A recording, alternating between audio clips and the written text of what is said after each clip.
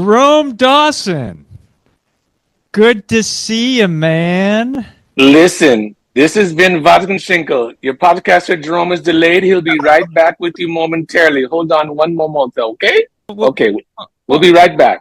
We'll be right back. Don't worry about a thing. I'm here, baby. What's happening? There you What's go. happening? What's happening? Here, Jerome, how you been? I'll take my hair off. There's my bald head. How you Oh boy, been? How you I'm been? good, man. I cannot complain. I'm here in Hawaii, loving it, loving it, loving it.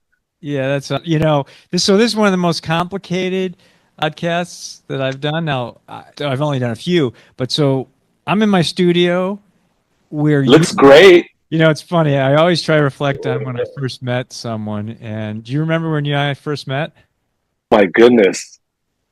Oh yeah, is it a club or in your studio? No, it was at Peabody's. I was playing with some band, and you came walking up to me. I think you were going to play with that band, and you hand me a cable. You had your rig with you, and you go plug me Plug in. this in.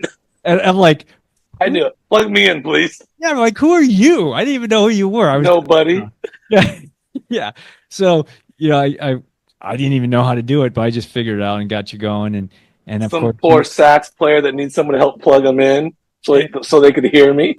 well, of course, you were the show. All of us. No, who was I playing with? I don't remember. It might have been like an funk stand-in I was doing. Oh, Up Funk. It was Peabody's. probably.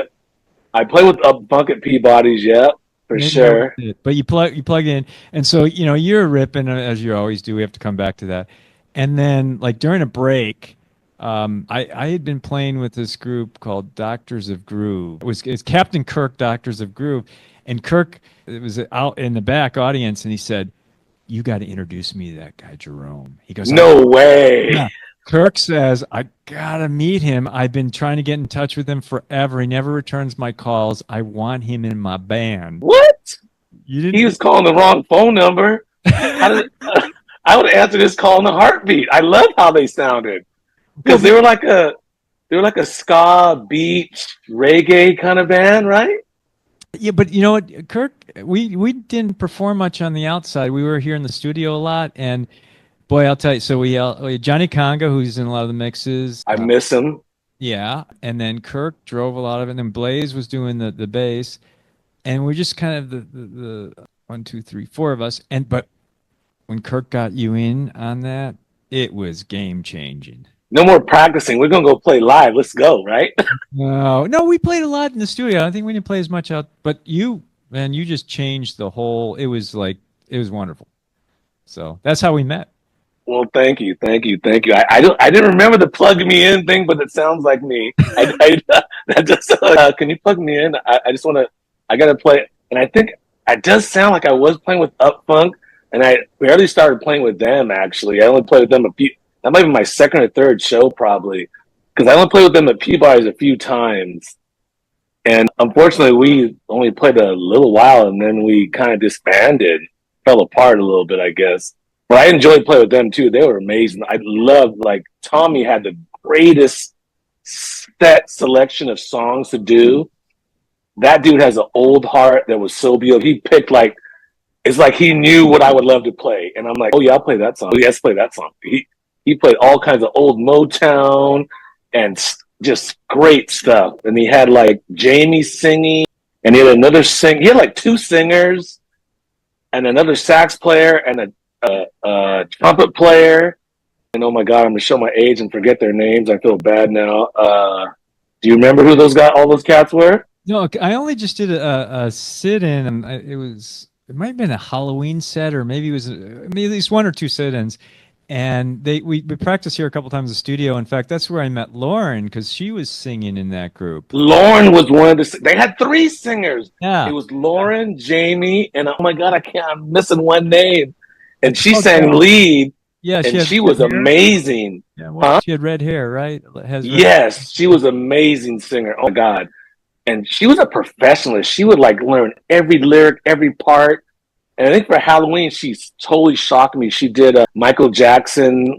She did the Vincent Price Yeah, talking. right. She did the whole thing without even having paper to look at, and had that down. And like who knows what evil lurks and all that. She was amazing. That band kind of was disbanding a little bit.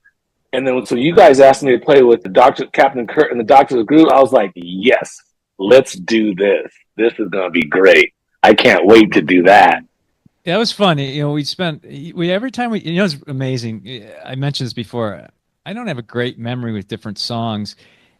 And so when Kirk came in and started playing here, every song he did, I thought was a damn original.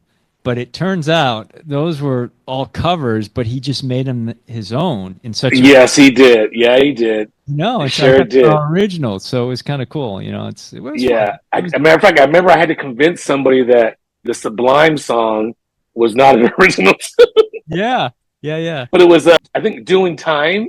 yeah. And I was like, oh, that's Ain't No Sunshine, isn't it? And they're like, nope, nope, nope, that's his tune. And then I think he walks in the room and goes, no, that's a Sublime song. And I went, okay, yeah, well, I told you it was not original. And they're like, but it's not Ain't No Sunshine. I go, yeah, it's from Porgy and Bess. And remember, I used to always try to play that song inside the song. Like, Yeah, yeah. Well, that part's not in the song. What are you doing?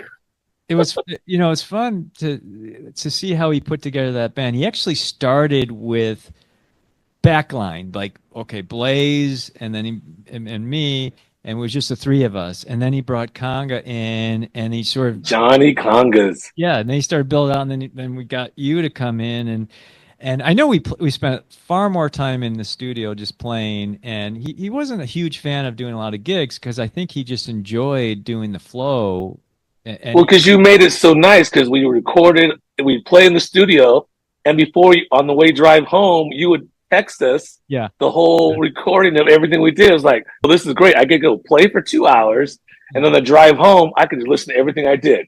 yeah, it's pretty cool. I think I don't that's know. How did you do that? Because you're playing the drums and mixing and mastering all at the same time. That was amazing. yeah, I'm a stud. No, that was Yeah, you are. You're a stud. And you would plus, kick it out. I remember like you would literally kick it out. I would barely get to I-5 and I could hit play and listen to everything we did that night. That was yeah. pretty cool. That was amazing. I love doing that. That was good stuff. Well, so you know, forever is in my own computer science background. Whenever I have to do something more than once manually, I write a program. So I wrote an app. I think I call it Record Up that would break detect and upload the Dropbox. So it was actually I remember that. I remember you telling me about that. what took me some time sometimes is I had to type over the time date stamped names with the real song names, and since I don't remember the song names, that took me some time. But that was, it You're was not the only one. yeah,